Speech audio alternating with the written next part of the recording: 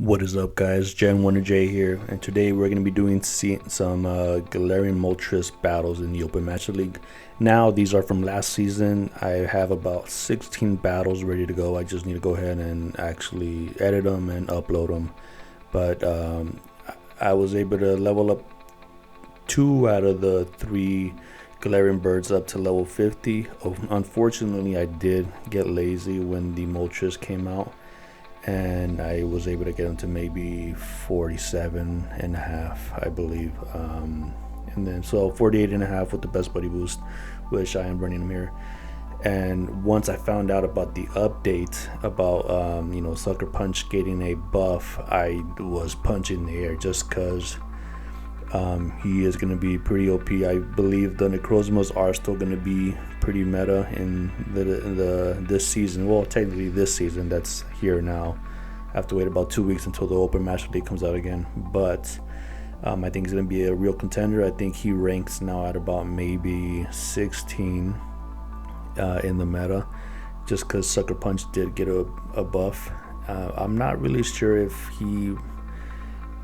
I don't think he's tankier than Evito. I think Evito just has more.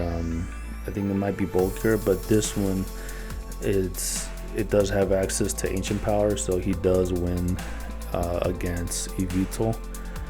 Just because it's a 45 energy and it does super effective damage against the Ho-Ho's, Lugia, anything like that. So sidekicks, they just are going to take a massive hit this season coming up, which is going to be interesting. You're going to see a lot more dark types, which is going to be fun. Evito is ranked number 3 now.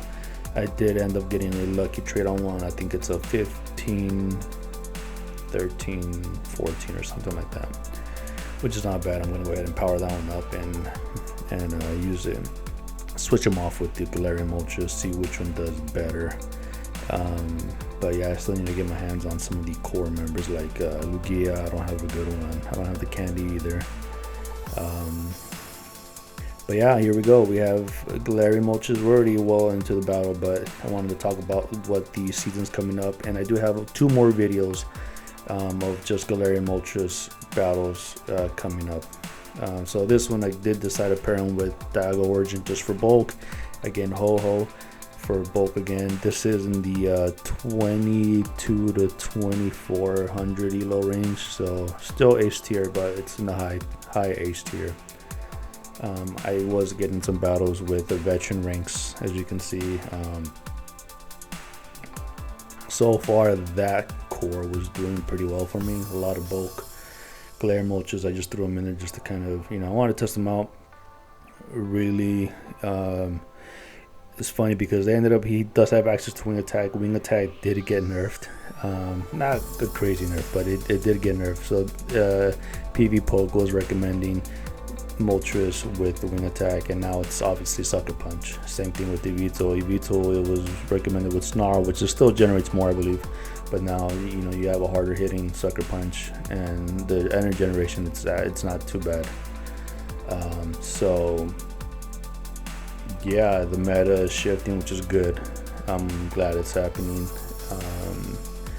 And yeah, Galarian Moltres, it is a really fun Pokemon to use. I'm not really sure why his IVs only go up to maybe, I think, perfect IV level 51 probably goes up to maybe 3600. I'm not really sure why the CP is so low on the Moltres compared to Articuno and Zapdos. Those hit about 4000 CP. This one is 500 shy of that. Not really sure why. I believe I heard Jonkas talk about this. If Pokemon is too stacked stat wise, they end up cutting it about maybe 500 CP. Maybe that would have been it, because Moltres is pretty bulky. It was able to take a good amount of hits, so maybe that's it. But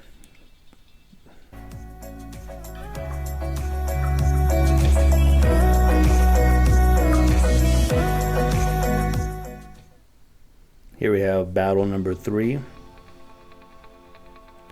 A Dragonite, very comfortable here. Dialga does do well. The only thing you gotta watch out for is the superpower. Typically, Dragonite tends to stay in, and then they'll go ahead and throw, and then they'll back out.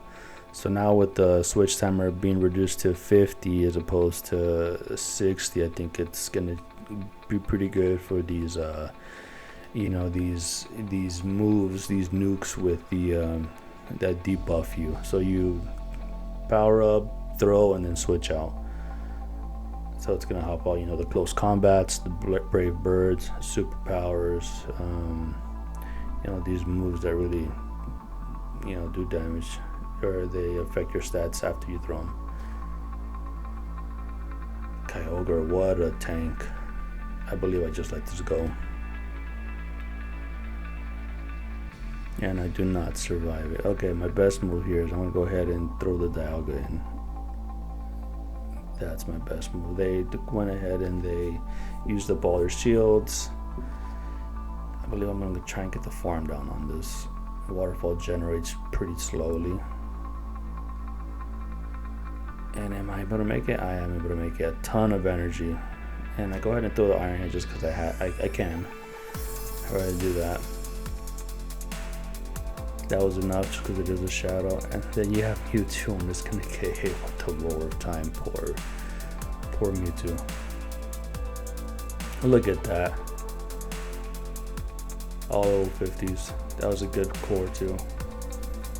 Again, Moltres is, I guess that during this point is considered spice just because it was probably ranked, you know, like 120 or something like that. So that's why when I was having a lot of fun with these Galarian bird battles, these guys just weren't expecting any of it.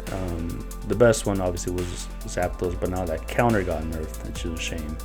Moltres is the best one out of the three.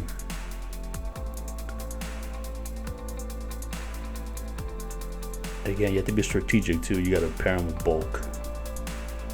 And you need at least, you know, Zapdos I typically run with double nukes, but this one I needed, you know, a essentially quote unquote bait move with ancient power.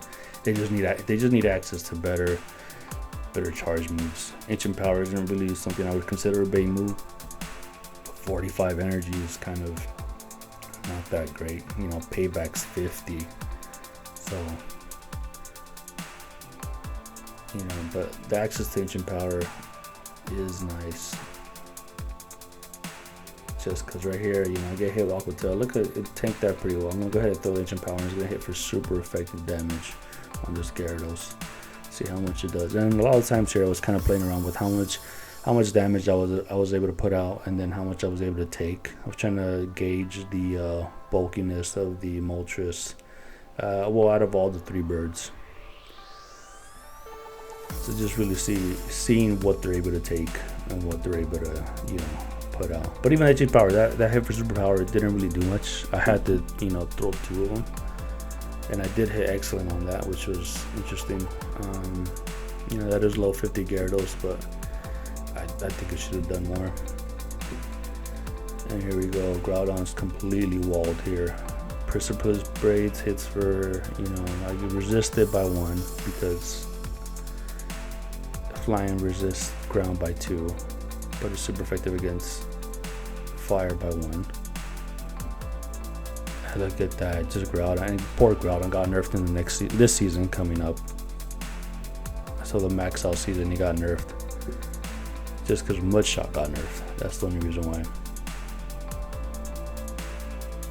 Very comfortable right here. Palkia. It's not that high of a CP either, so probably like a level 44, level 45 or something like that. Spatial Ren, they always had to throw Spatial Ren otherwise. But then if I block, alright, exit with a ton of energy, that's fine. It's kind of the trade-off. Ho-Ho, which is not good. Okay.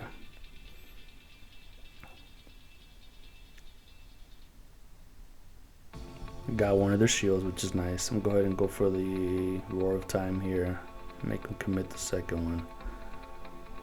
So unless they're counting moves, they're gonna, yeah, they blocked anyway, so it doesn't really matter. So once I get these next two videos out, I am building a Hoopa Unbound currently, and that one's gonna be pretty fun. I currently have them level 44, I believe. Or maybe 40, yeah, about 44 I have them. So 45 with the best buddy boost, and then I'm trying to get them to at least 48 once the third round of Master League comes out, just because I am able to, he ranks pretty high, and he's going to be able to take on these, Necrozmas. But yeah, very fun team, fun battles. Look at that. Winner chicken dinner. But yeah, these battles were fun, extremely fun. Thank you guys for watching. I'm gonna go ahead and release 2 more videos after this, again featuring the Galarian Moltres level 48. Hopefully I will grind out the XLs further along the season, just because he does need that extra CP. He falls short compared to the rest of the meta. Cool, thanks for watching, guys. I appreciate your time. Don't forget to like, subscribe. It would really help out the channel. I'm trying to build a channel, just fun spice battles, if you guys wouldn't mind. Thank you guys so much.